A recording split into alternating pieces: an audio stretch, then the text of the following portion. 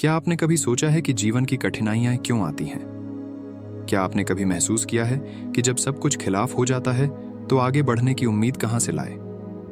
हम सभी के जीवन में ऐसे क्षण आते हैं जब हमें लगता है कि सब कुछ खत्म हो गया है। लेकिन क्या हमें वास्तव में हार मान लेनी चाहिए? क्या यही वह समय नहीं है जब हमें अपने आप में और अपने भविष्य में विश्वास रखने की जरूरत है? आज की कहानी ऐसे ही कुछ प्रश्नों का उत्तर देने की कोशिश करेगी। ये कहानी आपको दिखाएगी कि कैसे मुश्किल समय में भी आशा की किरण नजर आ सकती है और कैसे हम अपने जीवन की शिकंजी में मिठास घोल सकते हैं। तो चलिए इस यात्रा पर हमारे साथ चलें और देखें कि कैसे हम अपने जीवन के बुरे वक्त को एक नई दिशा दे सकते हैं। एक बार एक बौद्ध भिक्षु अपने आश्रम में शिक्षा दे रहे थे। उनके शिष्य बड़े ध्यान से उनकी बातें सुन रहे थे और उनके पूछे गए प्रश्नों के उत्तर दे रहे थे। लेकिन उन शिष्यों में एक ऐसा भी था जो हमेशा चिंतित और उदास दिखाई देता था। भिक्षु ने पहले दिन से ही उसकी इस हालत को नोटिस कर लिया था, लेकिन वे चाहते थे कि वह स्वयं उनसे अपनी समस्या साझा करे। जैसे जैसे दिन बीते, विवेक की उदासी गहराती गई।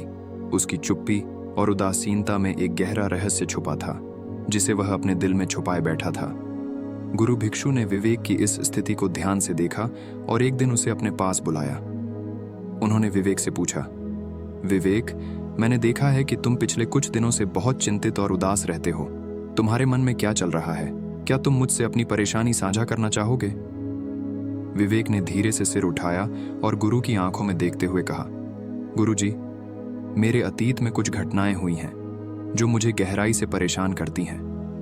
मैं उन्हें भुलाना चाहता हूं, पर वे मुझे बार बार परेशान करती हैं।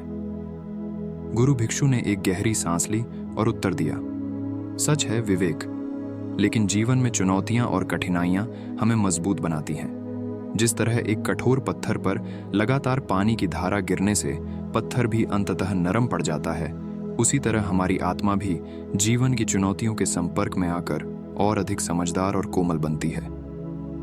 विवेक ने ध्यान से गुरुजी की बातों को सुना और पूछा, लेकिन गुरुजी, अतीत के दुखों को कैसे पीछे छोड़ा जा सकता है? तब गुरुजी ने विवेक की ओर देखते हुए कहा, कल तुम मेरे आश्रम में आना। शाम का समय था और विवेक गुरुजी के आश्रम में पहुंचा। गुरुजी ने उसे आत्मीयता से स्वागत किया और एक सरल लेकिन आरामदायक कक्ष में बैठने का आमंत्रण दिया। विवेक के मन में उठते प्रश्नों और अतीत की पीड़ा को समझते हुए गुरुजी ने उसे एक विशेष पाठ सिखाने का निश्चय किया। गुरुजी ने विवेक के साथ किचन में प्रवेश किया और उसे शिकंजी बनाने की प्रक्रिया में सहायता करने को कहा। विवेक ने देखा कि गुरुजी ने जानबूझकर शिकंजी में थोड़ा अधिक नमक डाल दिया। जब गुरुजी ने शिकंजी का गिलास विवेक को दिया और उसने एक घूंट लिया, तो उसके चेहरे पर एक अजीब सी भाव भंगिमा आ गई। गुरुजी ने पूछा, क्या हुआ विवेक? शिकंजी कैसी लगी? विवेक ने उत्तर दिया, गुरुजी, शिकंजी में नमक थोड़ा ज्यादा है। गुरुजी ने कहा, ठीक है, तो इसे फेंक देना चाहिए। लेकिन विवेक ने मना कर दिया, नहीं गुरुजी, बस नमक ही तो ज्यादा है, थोड़ी चीनी मिला देंगे तो सब ठीक हो जाएगा।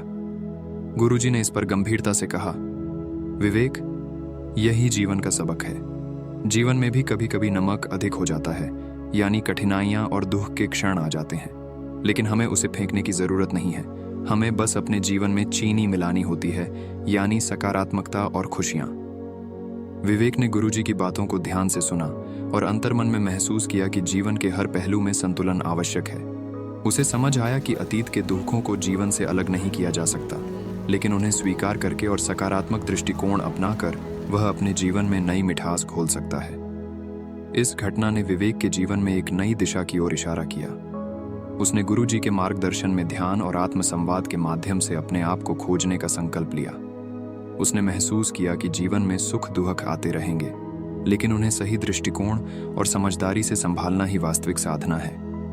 जीवन के हर पड़ाव पर हम सभी को कभी न कभी ऐसे क्षणों का सामना करना पड़ता है जब हमें लगता है कि सब कुछ खत्म हो गया है, लेकिन यही वो क्षण होते हैं जो हमें जीवन की सच्ची समझ और धैर्य की शिक्षा देते हैं। एक पुरानी कहावत है कि अंधेरे के बाद ही उजाला आता है, और यही वो संदेश है जिसे हमें अपने दिल में बसा लेना चाहिए। हमारे अतीत की चुनौतियां और कठिनाइयां हमें निराशा और दुख की गहराइयों में धकेल सकती हैं, लेकिन उन्हीं अनुभवों में छिपे हुए सबक हमें आगे बढ़ने की दिशा दिखाते हैं।